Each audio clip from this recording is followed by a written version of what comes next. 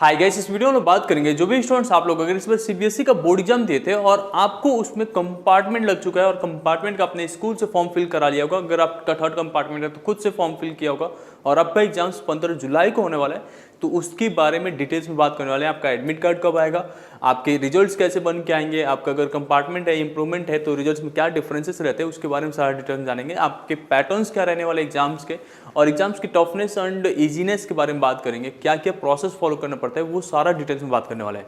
तो अगर आप पहली बार चैनल पर हो तो सब्सक्राइब जरूर कर लेना, क्योंकि ये चैनल ही ऐसा है जो आपका जो है कंपार्टमेंट की जर्नी को कंप्लीट कराएगा एंड साथ में आगे आपको गाइड करेगा। ठीक है, तो यहाँ पे हम लोग सारा चीज़ डिस्कस कर रहे होते हैं। अब सीबीएसई का कंपार्टमेंट का फॉर्म अगर आप में से कोई स्टूडेंट्स नहीं फिल किया और आपका थर्ड चांस ऑफ कंपार्टमेंट था तो लिंक हमने डिस्क्रिप्शन में दे रखा है, वहाँ से आप जाके कंपार्टमेंट का फॉर्म फिल कर सकते हो। अभी केवल आपको 300 रुपये पे करना पड़ेगा, आप फॉर्म फिल कर सकते हो। ठीक है, अब इसमें हम लोग बात करने वाले हैं ये सारी चीज़ों के बारे में कि आपको अप्लीकेशन आपका करना है ऑनलाइन, और अगर आप इसी पर बोर्ड एग्जाम देते फर्स्ट टाइम ऑफ कंपार्टमेंट है तो आपको अपने स्कूल से अप्लाई कराना तो आपने करा लिया होगा। अगर आप किसी एक सब्जेक्ट में इंप्रूवमेंट देने वाले थे तो आपका भी इंप्रूवमेंट का फॉर्म स्कूल वाले ही फिल करते हैं और एलओसी सारा सबमिट करते हैं जितने स्टूडेंट्स इंटरेस्टेड थे इंप्रूवमेंट के लिए और कंपार्टमेंट एग्जाम्स देने के लिए।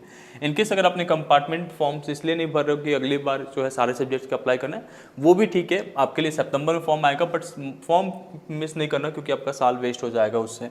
एंड कंपलसरी है ऑनलाइन अप्लाई करना third compartment chance of students को, तो वो आप लोग अप्लाई कर लेना। इनकेस अगर आपसे अप्लाई नहीं हो पा रहे तो एक हमारा सफलता बैच चल रहा है, आप उसमें ज्वाइन कर सकते हो। हम लोग आपका अप्लीकेशन कंप्लीट करते हैं एंड उसके साथ साथ आपको प्रॉपर गाइड करते हैं with study materials and proper meetings होता है, ग्रुप्स हम असाइन करते हैं जिसमें आपके कंपार्टमेंट की जर्नी पूरी कंप्लीट करा रहे होते हैं। अगर आप रेगुलर स्टूडेंट्स के तरीके हो, आपका कंपार्टमेंट होने वाला किसी भी सब्जेक्ट से, मैथ, फिजिक्स, केमिस्ट्री, अकाउंट्स है, तो भी आप ज्वाइन कर सकते हो। आप लोग को हम स्टडी नोट्स वगैरह प्रोवाइड करते हैं, आपको प्रॉपर गाइड करते हैं कि कैसे आपके पेपर्स आने वाले हैं। बहुत ही हेल्पफुल हो जाता है और बहुत ही कम चार्जेस लगता है इसका, बस 499। और इसमें जो है सिंपली अपना सब्जेक्ट सेलेक्ट करना है और डायरेक्ट साइन अप कर लेना है, सारा कुछ सिंपल रहता है। ठीक है, आपका दूसरी बात कर लेते हैं आपके एग्जाम्स के प्रिपरेशंस को लेके। प्रिपरेशंस करना बहुत ही आसान है, आपने ऑलरेडी सारा चीज़ें पढ़ा हुआ था, बट अब रिवाइज करना, और रिवाइज करने का पैटर्न ये होना चाहिए कि हम वो जरूरी चीज़ें पढ़ें जो एग्जाम्स में हमेशा आता रहता है। हमें सारा कुछ नहीं पढ़ना है, ऐसा नहीं करना है कि हम पूरा एक एक चैप्टर्स को लेकर पढ़ें, क्योंकि वो करिकुलम ही ऐसा है कि एक साल में कंप्लीट होगा और आप सोचो कि 45 डेज में कंप्लीट करना है, तो 45 डेज में हम जो है बहुत ही डेडिकेशन के साथ पढ़ेंगे तो इंपॉर्टेंट वाले कवर कर सकते हैं। तो उसके हिसाब से आपको करना है, तो इसके हिसाब से ही हम लोग ने सफलता बैच जो है हमारा लॉन्च किया था। एंड आप लोग अपने सब्जेक्ट के वाइज जाके हमारे वेबसाइट पे अपना चेक कर सकते हो कि कौन सा सब्जेक्ट है, उसमें असाइन कर सकते हो। क्लास 10th और 12th दोनों के लिए अवेलेबल है। अब आपके एग्जाम्स के बारे में बात करते हैं, तो आपका एग्जाम्स जो है अगर क्लास 12th में है तो 15 जुलाई को होने वाले हैं। अगर आप क्लास 10th में तो आप लोग के लिए टेंटेटिव डेट शीट्स आउट हो चुका है, तो आप उस डेट शीट्स के हिसाब से देख सकते हो। मतलब ये आपका डेट शीट्स है सप्लीमेंट्री एग्जाम्स के लिए, तो आपको क्लास 10th पे अपना क्लिक करना है एंड देन यहाँ से टेंटेटिव डेट शीट देख सकते हो। अब ये टेंटेटिव डेट शीट का मतलब है कि ये अभी फाइनल नहीं हुआ है, आपका जो एडमिट कार्ड पे एक्चुअल डेट शीट्स लिख के आएगा वही आपका फाइनल होगा। एंड देन क्लास 12th के लिए तो कुछ कहना ही नहीं है, क्लास 12th का तो फिक्स है कि 15 जुलाई को आपका हो ही रहा है, तो उसमें कुछ हमें नहीं बोलना है। 15 जुलाई आपका एग्जाम्स हो रहा है और उसके हिसाब से आपको प्रिपेयर करना है।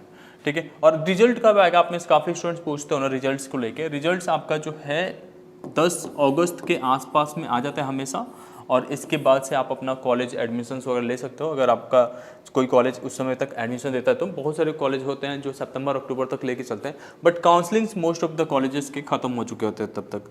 ठीक है, तो अब ये सब चीज़ें समझ में आ गया कि एग्जाम्स के बाद से हमारा रिजल्ट्स कब आ रहे हैं। अब रिजल्ट आपके घर पे पहुंच जाता है उसके बाद से, अगर आप थर्ड चांस ऑफ कंपार्टमेंट में अप्लाई किए हो तो आपके घर पे आपका रिजल्ट्स पहुंच जाता है। कंपार्टमेंट वाले स्टूडेंट्स को एक कंप्लीट मार्कशीट भेजी जाती है सीबीएसई की तरफ से, बाकी कोई डॉक्यूमेंटेशन नहीं दी जाती है। मतलब आपका माइग्रेशन सर्टिफिकेट जो है वो पहले ही मिल चुका था सीबीएसई से, बट आपने वो यूज़ नहीं कर रहे हो। आपका डिजी लॉकर पे एक और माइग्रेशन सर्टिफिकेट आपका जनरेट हो जाता है, उससे आप फिर यूज़ करते हो किसी भी पर्पज़ के लिए।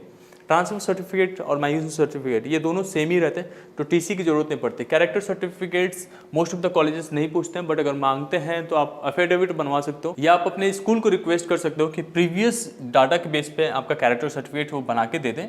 बाकी कोई चीज़ इतनी ज़रूरत नहीं होती, तो टीसी और कैरेक्टर सर्टिफिकेट की इतनी नीड है ही नहीं, वो माइग्रेशन सर्टिफिकेट केवल फुलफिल कर देता है। अब जो मार्कशीट होता है रेगुलर स्टूडेंट्स के लिए वो बात कर लेते हैं। रेगुलर स्टूडेंट्स का मार्कशीट आपके स्कूल पे ही आएगा, आप वहाँ से ले सकते हो। लेकिन जो बच्चे इंप्रूवमेंट के लिए अप्लाई करते हैं उनके लिए केवल वो सिंगल सब्जेक्ट का ही मार्कशीट बन के आता है। पहले सीबीएसई क्या करता था, बोलता था कि अगर आपका इंप्रूव हो गया मार्क्स तो पिछला वाला जो मार्कशीट है वो हमारे को सरेंडर कर दो और हम कंप्लीट मार्क्स दे देंगे। बट अब ऐसा नहीं कर रहे, वो एक सेपरेट मार्कशीट ही आप लोग को भेज देता है स्कूल पे, आप जाके कलेक्ट कर पाते हो। अब सितंबर वाला फॉर्म फिल करोगे, उसमें 2-3 सब्जेक्ट का इंप्रूवमेंट देते हो तो उसके हिसाब से आपका अलग से मार्कशीट बन के आ जाता है फिर से 2-3 सब्जेक्ट्स का। तो ये सारा चीज़ कंबाइन नहीं हो रहा होता है। और अब अगर आपने इंप्रूवमेंट के लिए अप्लाई कर रखा है तो नीचे लिख के आएगा अपीयर्ड फॉर इंप्रूवमेंट, लेकिन जब कंपार्टमेंट एग्जाम देते हो तो आपके मार्कशीट पे कुछ भी नहीं लिख के आता है। जैसे फर्स्ट टाइम ऑफ कंपार्टमेंट पे तो आपका कुछ भी पता नहीं चलता है, आपका स्कूल का नाम सारा कुछ एज इट इज रहेगा। बट अगर आप थर्ड टाइम ऑफ कंपार्टमेंट देते हो तो आपके मार्कशीट पे स्कूल के नाम के जगह पे सीबीएसई प्राइवेट लिख के आता है, क्योंकि आपने खुद ऑनलाइन अप्लाई किया था। यहाँ पे क्योंकि आपका स्कूल फर्स्ट कंपार्टमेंट के लिए अप्लाई करता है तो वहाँ पे स्कूल का नाम ही लिख के आ रहा होता है। तो ये एक बेटर चांस होता है कि अच्छा परफॉर्म करके फर्स्ट कंपार्टमेंट वाला क्लियर कर लो। लाइफ में कोई भी नहीं जान पाएगा कि आपने कंपार्टमेंट एग्जाम भी दिए थे। बट थर्ड कंपार्टमेंट वाले चांस पे सीबीएसई प्राइवेट के तरीके हो जाते हो, तो बस ये समझ में आ जाता है कि आपने सीबीएसई प्राइवेट के तरीके बोर्ड एग्जाम्स दिया था। बाकी इंप्रूवमेंट वाले स्टूडेंट्स का तो कोई वरी की बात है नहीं, उस पर लिख के आता है अपीयर्ड फॉर इंप्रूवमेंट, मतलब आपने अपना परफॉर्मेंस बढ़ाने के लिए वापस से एग्जाम्स दिए। क्या होगा अगर आप वापस से फेल हो जाते हो किसी वजह से, तो क्या करना है? अगर आप फर्स्ट कंपार्टमेंट में फेल होते हो, फर्स्ट कंपार्टमेंट फेल होने के बाद से आपको मिलता है सेकंड चांस ऑफ कंपार्टमेंट, और इसके लिए फॉर्म आ जाता है सितंबर में, जिसके लिए हम लोग प्रॉपर गाइड करते हैं। एंड इसीलिए मैं कह रहा था कि सब्सक्राइब कर लेना, किसी भी तरीके का प्रॉब्लम आएगा तो आगे यही चैनल होगा जो आपको सपोर्ट करने वाला है। एंड देन अब अगर आपका थर्ड कंपार्टमेंट फिर से फेल हो जाता हो, अभी इस बार थर्ड कंपार्टमेंट दे रहे हो, इसमें अगर फेल होते हो तो इस केसेस में आपको जो है अगले साल बोर्ड एग्जाम देना पड़ेगा सितंबर में अप्लाई करके सीबीएसई के थ्रू, और वो आपको सारे सब्जेक्ट का देना पड़ेगा। 3 चांस थे, तीनों चांस में क्लियर नहीं हुआ, आप सारे सब्जेक्ट में अपियर हो गए।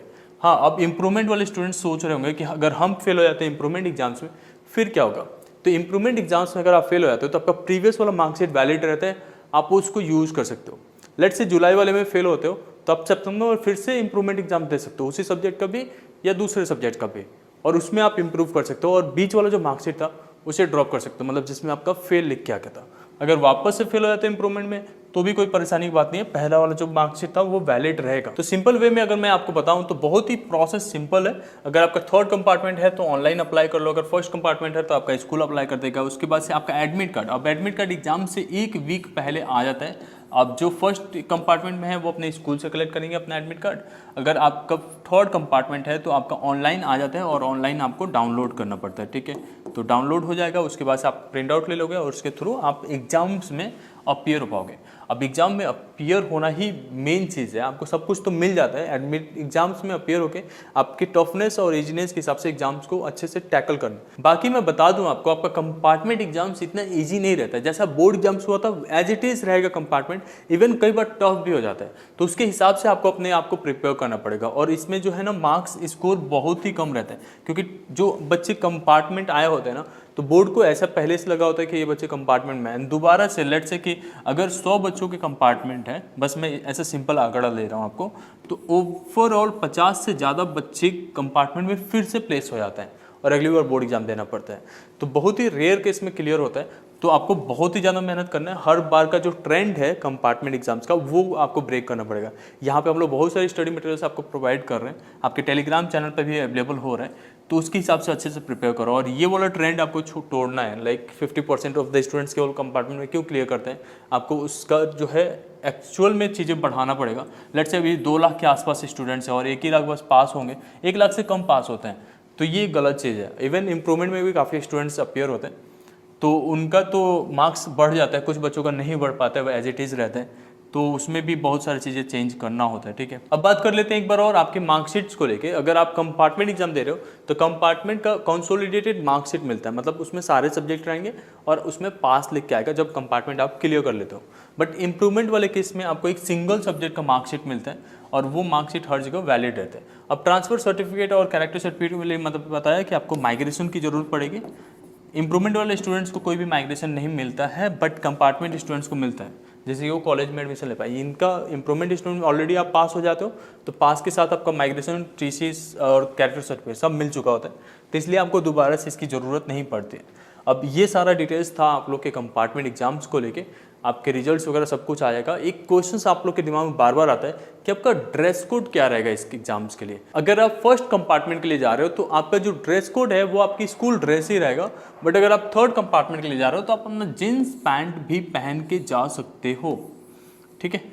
आई होप ये सारी चीज़ें आपको क्लियर हो गया होगा। कोई और भी क्वेरीज है तो आप कमेंट सेक्शन में पूछ सकते हो, बाकी हर जगह पे हम लोग अवेलेबल हैं आप लोग के लिए। होप इन कोई वीडियो पसंद आया होगा। Thank you so much.